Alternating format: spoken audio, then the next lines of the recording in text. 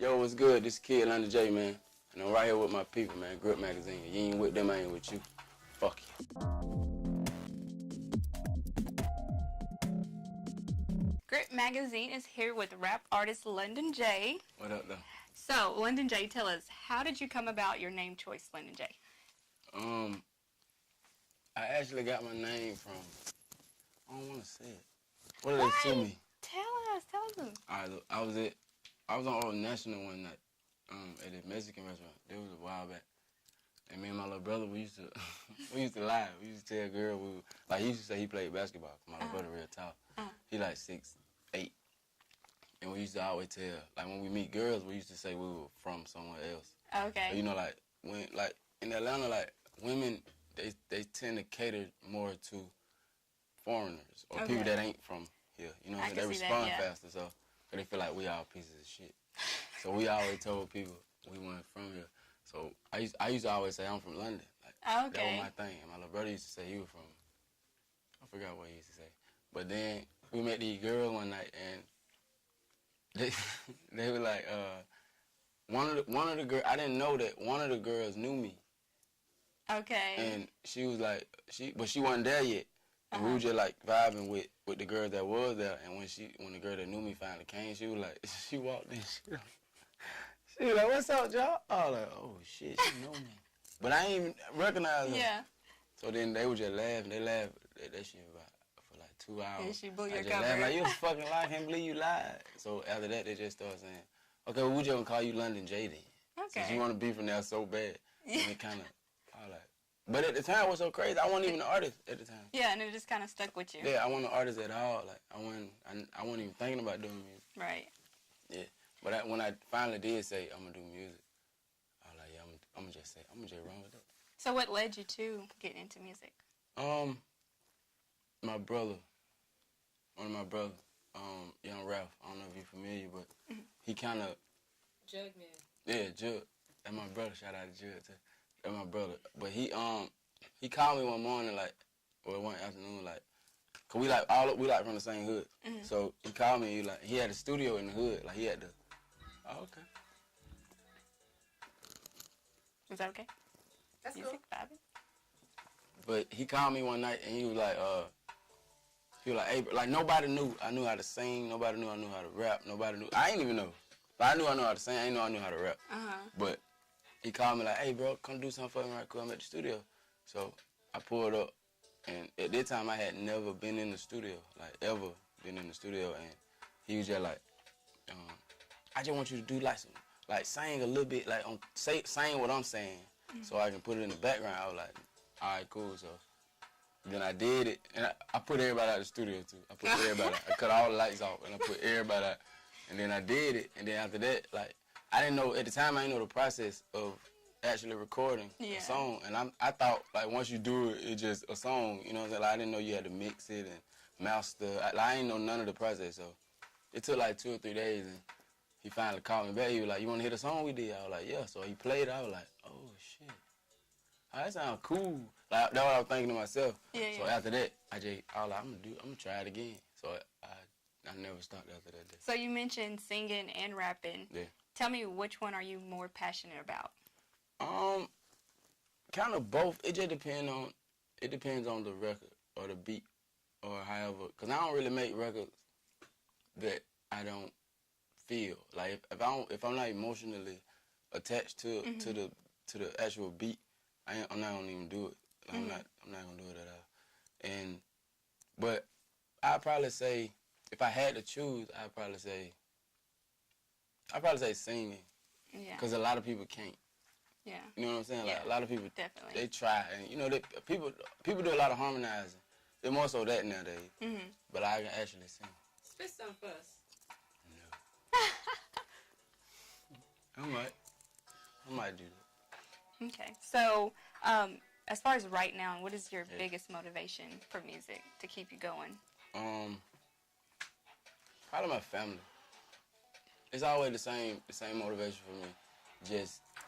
Just to be able to get them to a place where what we accustomed to ain't our life anymore. You know what I'm saying? I want to get my people to that place. Like wherever place that is. Like I don't be concerned with me at all. Cause I'm a man, I'm a nigga. I know how to handle myself. You know what I'm saying? I know how to make something out of nothing. But I be more concerned about like my mama and my sisters. I got a big family. Like my mama got like 1 billion children. Do you have any kids? Yeah.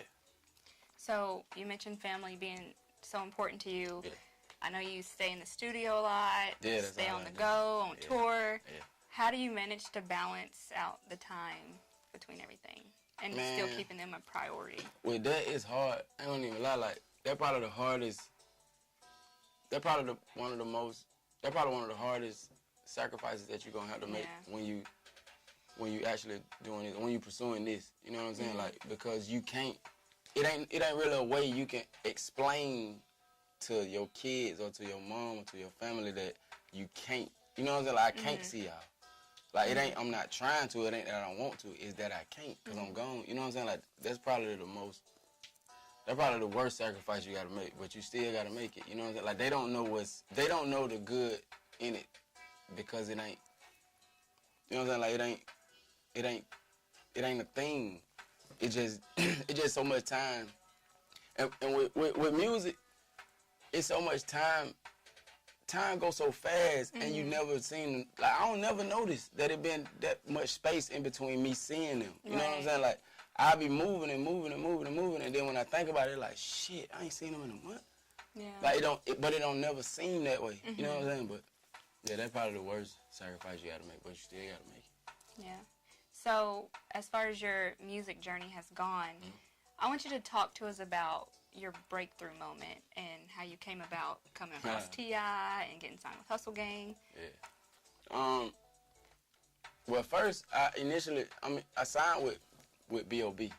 That's who I initially signed with. And to this day, I still don't know how they found me. Like, they won't tell me. Like, my manager be Rich, Doug. Bob either, like, they ain't never told me how they came across my music or found me. I still don't know, but that was probably the most surreal situation because I didn't believe it. Right. Like when they called me, I remember like yesterday, they called me like 10 times back to back. But I kept, I'm like, man, hello. And they're like, oh, this B Rich. I managed B.O.B. and Kevin Gates and this and I'm like, who the fuck it is, man? And I kept hanging up. Like I hung up like 7-8 times straight. And then the last time he called, he was like, bro, do not hang up. I was like, man, who the fuck is they playing on my phone? Like I kept saying it. And he was like, man, I know you probably don't believe me. I know it sounds crazy. He was like, but man, if you can, meet me at South DeKalb Mall. So I was like, I'm finna just go just to see. I said, there's somebody playing, I'm finna beat the shit out of her. So I went, and when I got there, I met my now managers, B Rich and Doug. And at the same time, I met them. Bob was actually shooting a video. Him and Bankroll Fred was shooting a video. Recipe to Bankroll too. But they were shooting a video, and I walked in the restaurant, and then when I came out, I stood outside, and I seen them go by. I was like, that look like B.O.B. But like in my mind, I'm like, hell no. Yeah. Cause at the time, like coming from where I come from, like a nigga like Bob, we don't see. You know what I'm saying? Cause he's so big, and he be like Bob channel the other world. Like he be in Australia and Japan and shit. Like so we don't really see him. He like kind of like a Michael Jackson or something. Like you don't see him. You know what I'm saying? So I'm like, nah, that probably wasn't Bob. So then Fresh, Bankroll got out of the car, and he was like, me and Fresh grew up together. Okay. And he was just like, bro, what the hell you doing out here? I was like, oh no, these folks weren't even playing. I was like, they real. Yeah. I like, this shit real. Like they ain't lying. So then we talked that day, and I ended up going to the video shoot with them. And then after the shoot, Bob was like, man, you wanna go in the studio? You wanna go to the studio? Whatever. I was like, yeah. So we went to the studio, and I'm gonna tell y'all anyway, fuck it. I was in the booth, right? So he was like, shit, let's do some shit. So they pulled a beat up, and I went in the booth. I stood in there for like 45 minutes. I ain't say nothing. I didn't say one word. I was just standing in there. And then they were like, they came back on the top back mic, and he was like, you good, bro? I was like, man, I got a shit, man. Like, that's what I said. And they were just like, what? Like, they just laughing. So So I left out the booth, and I went outside. I stood outside for a few minutes. And then Bart came out. He came out the door. He was like, you good, bro? I was like, man, it just feel weird. Like, it don't feel real. Yeah. I like, it don't seem like it real, because I went from yesterday, I wasn't doing none of this. I wasn't even doing music yesterday. And today, I'm, you know what I'm saying? Like, I'm in the studio with B.O.B. That don't make sense for me. You know what I'm saying? So he was like, man, nah. He was like, man, fuck that, bro. He like, I'm a regular nigga, bro. He like, I don't want you to feel like no pressure on that. He was like, Jay, whatever you do when you go to the studio, do that. So I went back in, and that night I think I probably recorded like 12 songs. Oh, wow. I recorded like 12 songs that night. And what's crazy though, Bart just dropped the album yesterday. And one of the first songs I ever, it probably was the first song I ever cut with him, is on Bart album.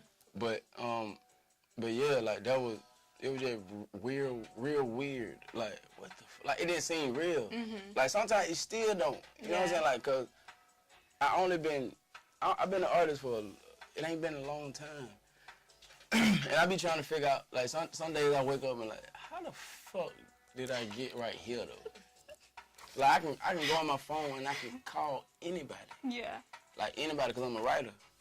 And I write with and for a lot of people. So I can call anybody from Usher to anybody. Like, I can call them and they gonna answer.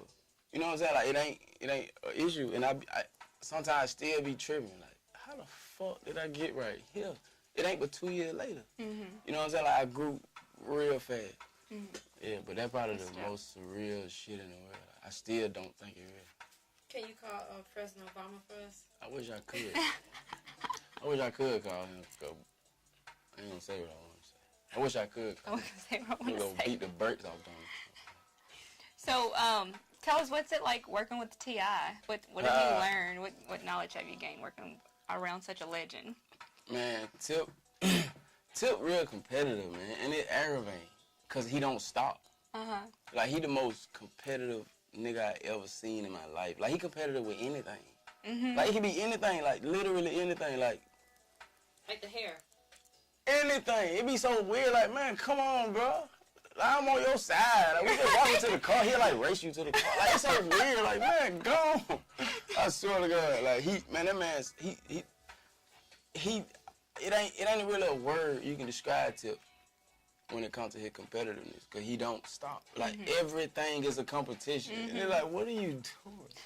What the fuck you doing? Get something to eat, bro. Like, nah, I ordered before you do. Like, nah, man, come on, bro. But working with Tip, I learned a lot working with Tip, and I learned it fast. Because he don't really, like, who you think he is, he totally opposite from that. Like, he not who nobody think he is. Like, I don't know what the media or just fans in general might think of him, but he a regular. He one of the most regular, richest people I ever met in my life. Like, if he didn't, like, him and Bob though, for some reason, like, if I didn't know who they was, and I was just somebody from somewhere else, I wouldn't think that they who they are, because they kick it like that. You know what I'm saying? Like, they don't push off who they is on people. You know what I'm saying? Like, Tip still do shit like go places he don't got no business. I mean, what are you doing, bro? Like, why are you shopping? Man, he be everywhere, just anywhere by himself. Like, he don't have security with him and that. I don't think he know who he is. He can't. This nigga be anywhere, man. I call his phone, like, where you at, bro? Shit, I'm gonna pull up at Crucial. What the fuck is you doing? No, fuck you not, man. But he don't be, but when it comes to, like, studio and work, just work, period, like, he got an insane work ethic. Like, and I don't think it can be matched by no artist. Like, he don't stop. Like, we'll go to, like, say for instance, like, we on tour. We're touring right now. And we were just in New York. So we went to, we did Sway in the morning. We did Sway. Then we did, like 7, 8 interviews that day. And from there, we went straight to the studio. So when I left the studio, I went to my room and I went to sleep. I called his phone when I woke up. I'm like, where you at? He like, shit, what you say? I just got to working out. I said, you ain't been to sleep? I'm like, nah, I ain't got time to sleep. I'm probably going to sleep about 2, 3 days. I just got a lot going on. I got a lot to finish. I'm like, you retarded, boy. But he don't, to see somebody that seasoned and that well established that still put, like, he's real tedious that when it has comes to be work. Motivating Like, to work, you. yeah, like, you can't, I can't take a day off, because he don't. You know what I'm saying? Like, it don't make sense for me to take a day off, because this nigga don't. Like, he ain't stopping for shit in the world. But yeah, it's working with Till is real challenging. I promise to God, it's real challenging. It's like a boxing match every studio session. Cause he gon', man, if we in here doing the song, he gon' destroy the song. And then he gon' sit back like, who gonna beat my shit? Right, This is what he do. I'm like, man, you need to go. Cause he make you, like he push you without saying, or push you without, like I don't have to physically push you. I'm gonna show you. You know what I'm saying? Like he show you, and that's how he push you. Like that's what I do. So you gotta either match or, like if you don't match or better or either be better than him in the studio, you ain't gonna last. Not around Hustle Gang, you ain't gonna last. Cause it's a bunch of animals in Hustle Gang. Like it's like we savage ass animals, especially in the studio. Like you gotta have thick skin. I promise you, Part God, of Hustle Gang. you got to, or your ass gonna die. Like you gonna sink. If you can't swim, you gonna sink. I promise. So you say Tip is very competitive. Yeah. What about the other Hustle Gang artists? When it comes to like lyrical content, are you all the same way, competitive? Like you got a match, you ain't. Yeah. Yeah.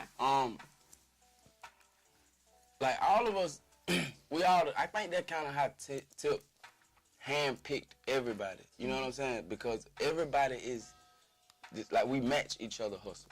Like it ain't he fire. I don't know how he put that together. Like with every individual artist, because first nobody is in nobody's lane. Excuse me. Like we all make totally different music. I don't know how he figured that out. You know what I'm saying? Like most of the time you get a label and you got 2 and 3 and 4 artists, especially when there's a lot of artists. Some of them, like, it kind of clashed somewhere, like, we don't, because nobody is in nobody's way. Like, we all make totally different kind of music. But when it come to just work with, like, with us, like, aside from Tip, everybody the same, like, but Tokyo, she ain't nothing to play with. Tokyo Jets ain't nothing to play with. Like, and I ain't saying that because she Hustle Gang, or I ain't saying that because she like a sister. I'm not saying that because of none of that. She ain't nothing to fucking play with. Like, she dissect a whole session and she destroys everybody on the song. Like, every single time. Every time. I ain't never met a girl that worked or a girl that aggressive like that when it comes to music. You know what I'm saying? Like, most women, you kind of know what they probably finna say on the record. Like, Tokyo a nigga, like, she disrespectful, she a whole lot of shit. Like, I put her against any nigga. I don't give a damn who it is, from old or new. I put her in the ring with